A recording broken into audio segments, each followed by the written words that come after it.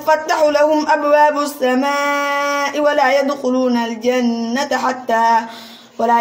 الجنة حتى يلج الجمل في سم الخياط وكذلك نجزي المجرمين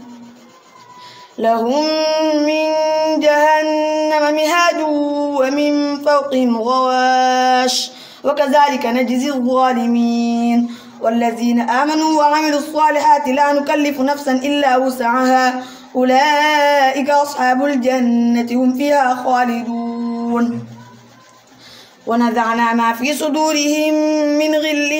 تجري من تحتهم الأنهار وقالوا الحمد لله الذي هدانا لهذا وما كنا لنهتدي لولا أن هدانا الله لقد جاءت رسل ربنا بالحق ونودوا أن تلكم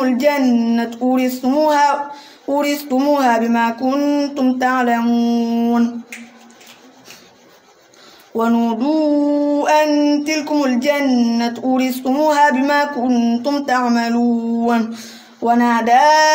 أصحاب الجنة أصحاب النار أن قد وجدنا ما وعدنا ربنا حقا فهل وجدتم ما وعد ربكم حقا قالوا نعم فأذن مؤذن بينهم اللعنة الله على الظالمين الذين يصدون عن سبيل الله ويبغونها عوجا وهم بالآخرة كافرون وبينهما حجاب وعلى الأعراف رجال يعرفون كلا بسيماهم ونادوا أصحاب الجنة أن سلام عليكم لم يدخلوها وهم يطمعون الله أكبر الله أكبر